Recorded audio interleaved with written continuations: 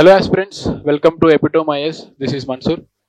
So we are very happy to announce that we are going to start 3 new initiatives which are completely free.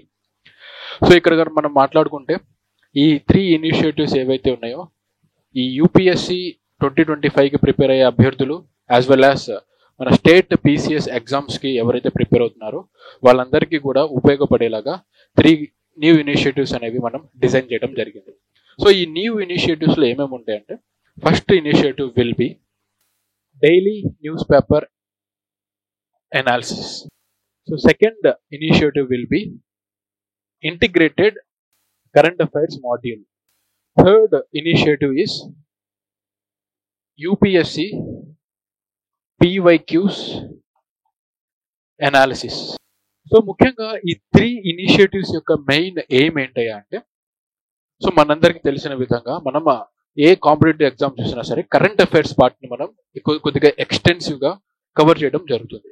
So ఈ ఎగ్జామ్లో అడిగే questions మనం కనుక గమనిస్తే, for suppose UPSC ప్రిలిమ్సే తీసుకుంటే మనకి యూపీఎస్సిలో ఉన్న క్వశ్చన్స్లో ఒక 100 క్వశ్చన్స్ ఉంటాయి ప్రిలిమ్స్లో.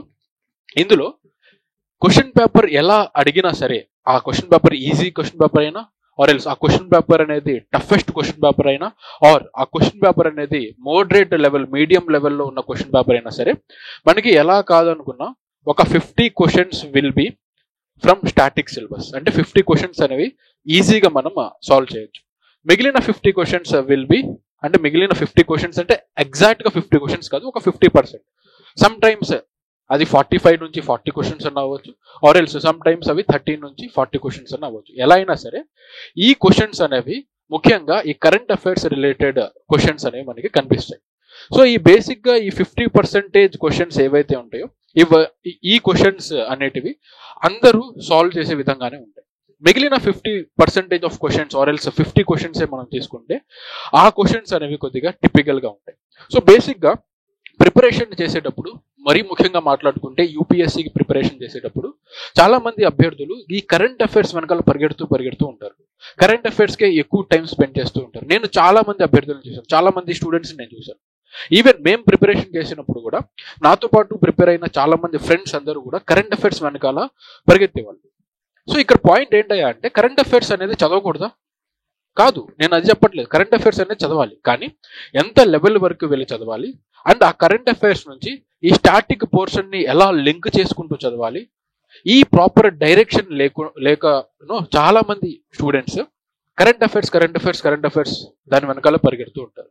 సో ఈ ప్రాబ్లమ్ని మనం కట్ చేయడం కోసం అండ్ ఈ కరెంట్ అఫైర్స్ మీద ఎక్కువ ఎంఫసిస్ పెట్టకుండా ఉండటం కోసం అలా అని కరెంట్ అఫైర్స్ అసలు చదవకుండా ఉండకూడదు. సో దానికోసం మేము ఏం డిజైన్ చేసామంటే, ఈ ఎపిటోమ్ ఇన్స్టిట్యూట్లో ఈ కొత్త 3 ఇనిషియేటివ్స్ అనేవి తీసుకురావడం జరిగింది. ఇక్కడ గుర్తుపెట్టుకోవాల్సిన విషయం ఏంటంటే, ఈ 3 ఇనిషియేటివ్స్ వల్ల నీకు ప్రిలిమ్స్ క్లియర్ అవుతుందని చెప్పి నేను చెప్పట్లేదు, కానీ ఈ 3 ఇనిషియేటివ్స్ అనేవి డైలీ మీరు ఫాలో అయితే ఖచ్చితంగా వాల్యూ ఎడిషన్ అనేది జరుగుతుంది. ఫర్ సపోజ్ నీ ఓన్ ప్రిపరేషన్ వల్ల నువ్వు 80% కనుక ప్రిపేర్ అయితే మిగిలిన 20% ఆఫ్ ప్రిపరేషన్ ఏదైతే ఉందో ఆ వాల్యూ ఎడిషన్ అనేది ఖచ్చితంగా ఈ 3 ఇనిషియేటివ్స్ నుంచి మనకి లభిస్తాయి. ఎలా లభిస్తాయి చూడండి. ఈ డైలీ న్యూస్ పేపర్ అనాలిసిస్ చదవడం వల్ల మనకి ప్రిలిమ్స్ పాయింట్ ఆఫ్ వ్యూలోనే కాదు, ఈవెన్ మెయిన్స్ పాయింట్ ఆఫ్ వ్యూలో కూడా మనకి ఆన్సర్స్ రాయడానికి, అలాగే ఏవైతే ఈవెంట్స్ ప్రెసెంట్గా జరుగుతున్నాయో ఆ ఈవెంట్స్ మనం తెలుసుకోవడానికి, అండ్ ఏవైతే ఆర్టికల్స్ మీద ఎక్కువ ఫోకస్ పెట్టాలో ఆ ఆర్టికల్స్ మీద మనం ఎక్కువ ఫోకస్ పెట్టడానికి, ఆర్టికల్స్ అంటే ఎడిటోరియల్స్, ఓకే, పాలిటీలో ఉన్న ఆర్టికల్స్ కాదు. సో అలా మనకి డైలీ న్యూస్ పేపర్ అనాలిసిస్ అనేది ఖచ్చితంగా మనకి ఉపయోగపడుతుంది. అదే మనం ఓన్గా న్యూస్ పేపర్ చదివితే మనకి స్టార్టింగ్ ఫేజెస్లో చాలా మంది ఒక 2 hours 3 hours పాటు కంటిన్యూస్గా న్యూస్ పేపర్ చదువుతూ ఉంటారు. సో న్యూస్ పేపర్ చదవాల్సిన పద్ధతి అది కాదు.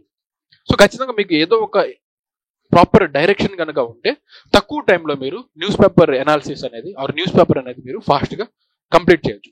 సో అది మెయిన్గా ఉద్దేశం, అది మెయిన్గా మైండ్లో పెట్టుకొని ఈ డైలీ న్యూస్ పేపర్ అనాలిసిస్ అనేది కొత్త initiative from epitome IAS. And ఈ డైలీ న్యూస్ పేపర్ అనాలిసిస్ అనేది మనకి మండే నుంచి స్టార్ట్ అవుతుంది. ఎప్పటి నుంచి?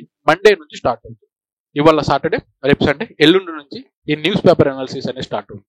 అండ్ ఈ న్యూస్ పేపర్ అనాలిసిస్ అనేది this will be conducted by Hema ma'am తీసుకుంటారు. అండ్ హేమా మ్యామ్ తో పాటు ఆల్టర్నేటివ్ డేస్ లో నేను కూడా తీసుకుంటాను మన్సూర్.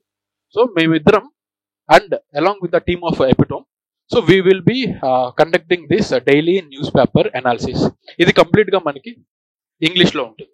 ఈ డైలీ న్యూస్ పేపర్ అనాలిసిస్ అనేది మనకి ఇంగ్లీష్ లో ఉంటుంది. సో ప్రతిరోజు జరుగుతున్న ఏవైతే ఇంపార్టెంట్ ఇష్యూస్ ఉంటాయో అవి న్యూస్ పేపర్లో వస్తాయి. అండ్ ఆ వచ్చిన ఇన్ఫర్మేషన్ అనేది మన ప్రిపరేషన్కి ఎలా ట్యూన్ చేసుకొని, ఎలా కన్వర్ట్ చేసుకొని చదవాలి, ఎలా దాన్ని వాల్యూ యాడ్ చేసుకోవాలనే ఆ టర్మ్, ఆ పద్ధతి అనేది మనకి ఈ డైలీ న్యూస్ పేపర్ అనాలిసిస్ నుంచి వస్తుంది. ఆ తర్వాత ఈ ఇంటిగ్రేటెడ్ కరెంట్ అఫైర్స్ మాడ్యూల్ వల్ల మనకేంటి ఉపయోగం? ఇంటిగ్రేటెడ్ కరెంట్ అఫైర్స్ మాడ్యూల్ వల్ల ఇందాక నేను చెప్పినట్టు ఖచ్చితంగా ఎగ్జామ్లో మనకి 2 types ఆఫ్ క్వశ్చన్స్ మనకి కనిపిస్తాయి. ఒకటి స్టాటిక్ సిలబస్ నుంచి వచ్చిన క్వశ్చన్స్ అండ్ అలాగే డైనమిక్ సిలబస్ నుంచి వచ్చిన క్వశ్చన్స్. డైనమిక్ అంటే కరెంట్ అఫైర్స్ నుంచి వచ్చిన క్వశ్చన్స్. ఇక్కడ మనం ప్రీవియస్ ఇయర్ పేపర్స్ ని అనాలిసిస్ చేస్తూ కనుక చూస్తే, ఫర్ సపోజ్ మీరు పాలిటీ తీసుకున్నా, ఎకానమీ తీసుకున్నా, ఆర్ ఎన్విరాన్మెంట్ తీసుకున్నా, ఈ సబ్జెక్ట్స్ ఏంటంటే ఈ సబ్జెక్టులు మనకి స్టాటిక్ సిలబస్ ఉంటుంది, డైనమిక్ సిలబస్ ఉంటుంది.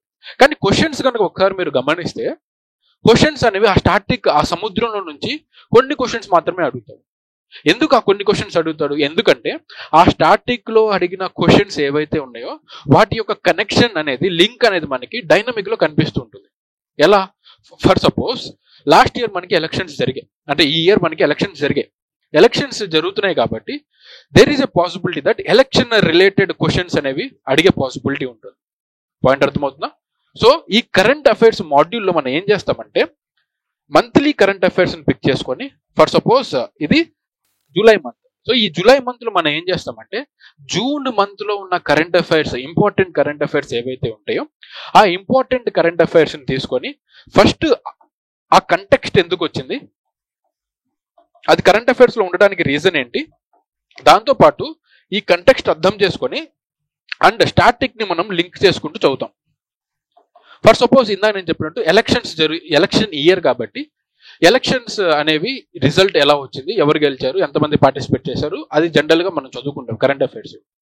సో దాంతోపాటు ఇంకా స్టార్టింగ్ లో ఏం చదువుతాం, ఈ ఎలక్షన్ కమిషన్ అంటే ఏంటి, ఎలక్షన్ కమిషన్ గురించి కాన్స్టిట్యూషన్ లో ఏ ఆర్టికల్లో మెన్షన్ చేసింది, అండ్ ఈ ఎలక్షన్ జరిగేటప్పుడు మోడల్ కోడ్ ఆఫ్ కండక్ట్ అనేది ఒకటి పెడతారు. ఈ మోడల్ కోడ్ ఆఫ్ కండక్ట్ ఏంటి, ఈ మోడల్ కోడ్ ఆఫ్ కండక్ట్ అనేది లీగల్ గా ఎన్ఫోర్సబులా ఆర్ ఎల్స్ లీగల్ గా ఎన్ఫోర్సబుల్ కాదా, అండ్ దాంతోపాటు రిప్రజెంటేషన్ ఆఫ్ పీపుల్స్ యాక్ట్ అని చెప్పి ఒక యాక్ట్ ఉంటుంది, ఆ యాక్ట్ గురించి మనం చదువుతాం. అండ్ అలాగే ఎలక్షన్ కమిషన్ యొక్క chairman, election chief election commissioner ని ఎవరు అపాయింట్ చేస్తారు, అండ్ దాని మీద కూడా రీసెంట్ గా మనకి ఒక కొత్త లా అనేది తీసుకురావడం జరిగింది, కొన్ని చేంజెస్ అనేవి చేయడం జరిగింది, appointment of chief election commissioner. So chief election commissioners ఎంతమంది ఉంటారు, ఎలక్షన్ కమిషనర్స్ ఎంతమంది ఉంటారు, అంటే చీఫ్ ఎలక్షన్ కమిషనర్స్ ని ఎవరు అపాయింట్ చేస్తారు, ఒకవేళ ఈ చీఫ్ ఎలక్షన్ కమిషనర్ ని తీసేయాలంటే ప్రాసెస్ ఏం ఫాలో అవుతాం, ఇంపీచ్మెంట్ చేస్తామా ఆర్ ఎల్స్ డైరెక్ట్ గా మనం ఆయన రిమూవ్ చేసేస్తామా, అండ్ ఈ ఎలక్షన్ కమిషన్ యొక్క టెన్యూర్ ఎంత ఉంటుంది, ఈ ఎలక్షన్ కమిషన్ కోసం సెపరేట్ ఎగ్జామ్స్ ఏమైనా కండక్ట్ చేసి వాళ్ళని అపాయింట్ చేస్తారా ఆర్ ఎల్స్ ఉన్న ఐఏఎస్ ఆఫీసర్స్ ని అపాయింట్ చేస్తారా. సో ఇవన్నీ కూడా మనం స్టాటిక్ ని లింక్ చేసుకుంటూ కాంప్రిహెన్సివ్ గా, ఇంటిగ్రేటెడ్ గా, కాంప్రిహెన్సివ్ గా మనం కవర్ చేయడం జరుగుతుంది. మీరు అడగొచ్చు, అదేంటి సార్ మరి డైలీ న్యూస్ పేపర్ అనాలిసిస్ కూడా ఉంది కదా, అక్కడ కవర్ అవ్వవా అంటే, ఎస్, అక్కడ మనకి డైలీ న్యూస్ పేపర్ అనాలిసిస్ లో కొన్ని పార్ట్స్ కవర్ అవుతాయి. అండ్ మిగిలినవి కొద్దిగా డీటెయిల్డ్ గా, డెప్త్ గా అనాలిసిస్ చేసుకోవాలంటే ఖచ్చితంగా మనకి ఈ కరెంట్ అఫైర్స్ మాడ్యూల్ అనేది చాలా చాలా చాలా ఇంపార్టెంట్. పాయింట్ అర్థమవుతుందా? సో ఈ కరెంట్ అఫైర్స్ మాడ్యూల్ మొత్తం కూడా it will be based upon monthly current affairs of previous month. For suppose ఇది జూలై జరుగుతుంది కాబట్టి జూన్ మంత్ లో జరిగిన ప్రతి ఒక్క ఇన్సిడెంట్, ప్రతి ఒక్క టాపిక్ ని మనం డీటెయిల్ గా అనాలిసిస్ అనేవి చేయడం జరుగుతుంది. ప్రిలిమ్స్ పాయింట్ ఆఫ్ వ్యూలో, మెయిన్స్ పాయింట్ ఆఫ్ వ్యూలో, అండ్ దాంతో పాటు స్టేట్ పీసీఎస్ ఎగ్జామ్స్ రాస్తే కనుక, అంటే ఆంధ్రప్రదేశ్ ఏపీపీఎస్సీ కానీ or else Telangana TSPSC exam రాసినా సరే దానికి కూడా ఉపయోగపడే విధంగా మనం ఈ కరెంట్ అఫైర్స్ మాడ్యూల్ని డిజైన్ చేయడం జరిగింది. ఈ కరెంట్ అఫైర్స్ మాడ్యూల్ మొత్తం నేనే డీల్ చేస్తాను. Mansoor will be dealing all the current affairs module మొత్తం నేనే టాప్ నుంచి, స్టార్టింగ్ నుంచి ఎండింగ్ వరకు ఆ మాడ్యూల్ మొత్తం నేనే డిజైన్ చేస్తాను. అండ్ ఈ మాడ్యూల్లో మనం టాపిక్ ని డిస్కస్ చేసిన తర్వాత ఆ టాపిక్ మీద ఉన్న ఎంసీక్యూస్ ఏమన్నా ఉంటే ఆ ఎంసీక్యూస్ ని కూడా మనం సాల్వ్ చేయడం జరుగుతుంది. పాయింట్ అర్థమవుతుందా? ఇది second free initiative. So third initiative గురించి కనుక మాట్లాడితే, third initiative is UPSC PYQ analysis. ఈ యూపీఎస్సీ పీవైక్యూ అనాలిసిస్ మొత్తం కూడా హేమా మేడం కవర్ చేస్తారు. Hema madam will be covering this UPSC PYQ analysis.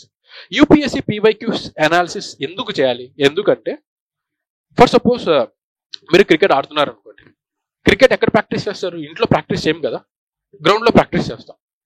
And మరీ ముఖ్యంగా క్రికెట్ మెయిన్ మ్యాచ్ జరిగే ముందు ప్లేయర్స్ కెప్టెన్ వెళ్ళి ఆ మెయిన్ మ్యాచ్ జరిగే పిచ్ని ఒకసారి అర్థం చేసుకోవడానికి ట్రై చేస్తారు. అంటే టాస్కి వెళ్లే ముందు టాస్ కనుక గెలిస్తే బ్యాటింగ్ చేసుకోవాలా, బౌలింగ్ చేసుకోవాలా, అండ్ ఆ వెదర్ కండిషన్స్ ఎలా ఉన్నాయి, సో ఇవన్నీ కూడా కన్సిడరేషన్లో తీసుకొని, అంటే యాక్చువల్గా మ్యాచ్ జరిగే ప్రదేశానికి ఒకసారి వెళ్ళి చూసి అప్పుడు వీళ్ళు టాస్కి వెళ్ళి ఆ తర్వాత టాస్ కనుక గెలిస్తే బ్యాటింగ్ చేసుకోవాలా, బౌలింగ్ చేసుకోవాలా అని చెప్పి వీళ్ళు డిసైడ్ చేసుకుంటారు. ఇది మనకు తెలిసిందే.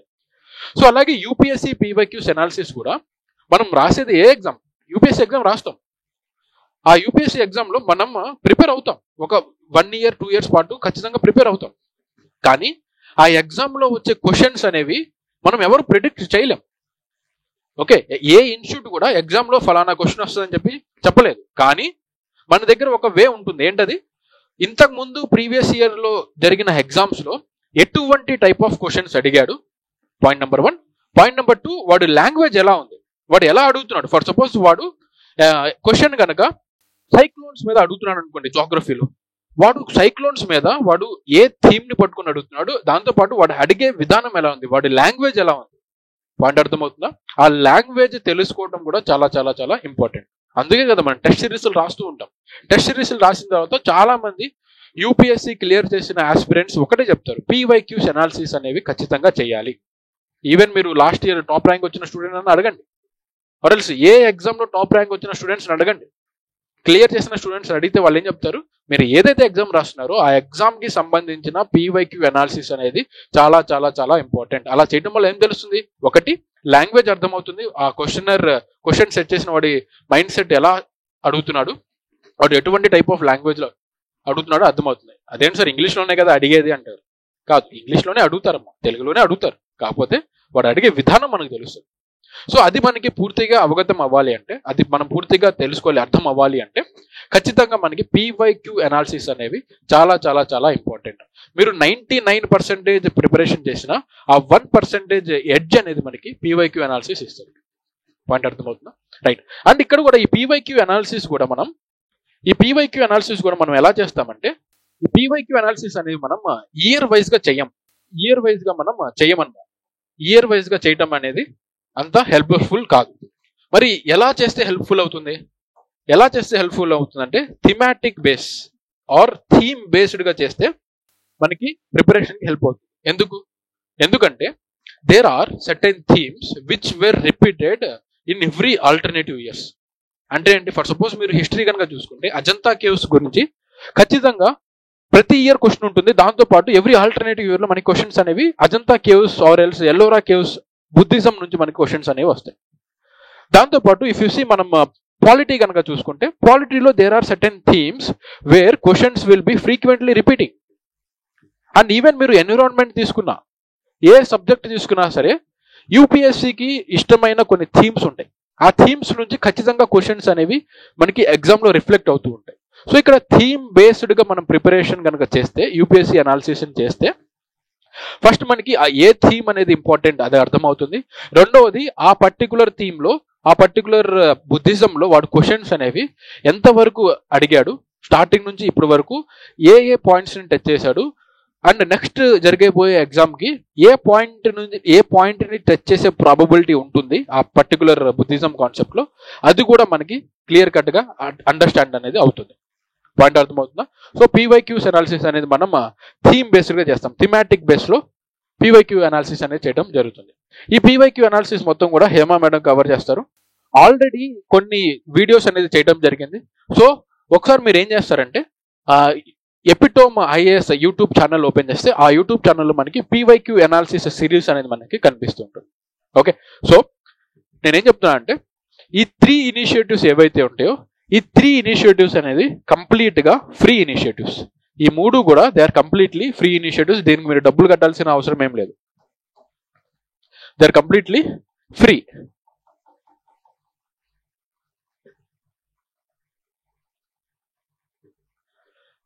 అండ్ తర్వాత ఐ కెన్ అండర్స్టాండ్ దట్ మీరు అడగొచ్చు, సార్ ఈ ఫ్రీ ఇనిషియేటివ్స్ ఇస్తున్నారు బాగానే ఉంది, మరి ఎప్పుడు ఈ ఫ్రీ ఇనిషియేటివ్స్ మేము యూటిలైజ్ చేసుకోగలుగుతాం అని చెప్పి ఖచ్చితంగా డౌట్ ఉంటుంది. చూడండి, మీరు మీ ప్రిపరేషన్ అనేది ఖచ్చితంగా పర్ డేలో మీ క్యాపబిలిటీస్ని బట్టి కొంతమంది 4 hours ప్రిపరేషన్ చేస్తారు, కొంతమంది 6 hours ప్రిపరేషన్ చేస్తారు, కొంతమంది 8 hours ప్రిపరేషన్ చేస్తారు, కొంతమంది 12 hours ప్రిపరేషన్ చేస్తారు. నేను ఇన్ని అవర్స్ చేయాలని చెప్పి నేను చెప్పను, ఎందుకంటే ఒక్కొక్కరి క్యాపబిలిటీ డిఫరెంట్గా ఉంటుంది. కొంతమంది 12 hours నైట్ మొత్తం కూర్చొని చదువుతారు, కొంతమంది డే మొత్తం కూర్చొని చదువుతారు, కొంతమంది మార్నింగ్ ఒక 2 గంటలు, ఈవినింగ్ 2 గంటలు చదువుతారు, depending upon individual capability and calibre. Okay, so నేనేం చెప్తున్నానంటే ఈ ఫ్రీ ఇనిషియేటివ్స్ ఫర్ సపోజ్ ఒక రోజు కనుక చూసుకుంటే, ఒక రోజులో ఈ ఫ్రీ ఇనిషియేటివ్స్కి మీరు ఒక 2 గంటలు స్పెండ్ చేస్తే సరిపోతుంది. ఎయిదర్ ఫర్ పీవైక్యూ అనాలిసిస్ కానీ, or else current affairs module కానీ, or else daily newspaper analysis కానీ, మొత్తం కూడా కలిపి మీకు 2 hours నుంచి 2.5 hours మాత్రమే స్పెండ్ చేయాల్సి వస్తుంది డైలీ. లేదు సార్ మేము డైలీ స్పెండ్ చేయలేము, వీక్లీ ఒకసారి చూసుకుంటామన్నా సరే ప్రాబ్లం లేదు. కానీ నేను చెప్పే పాయింట్ ఏంటంటే, చాలా మంది స్టూడెంట్స్ రీసెంట్గా జరిగిన ప్రిలిమినరీ ఎగ్జామ్ కూడా క్వాలిఫై అవ్వకపోవటానికి there will be many reasons, చాలా రీజన్స్ ఉంటాయి. ఓకే, కానీ మన సైడ్ నుంచి, మన ప్రిపరేషన్ సైడ్ నుంచి ఆ ఎడ్జ్ అనేది మనం వదులుకోకూడదు.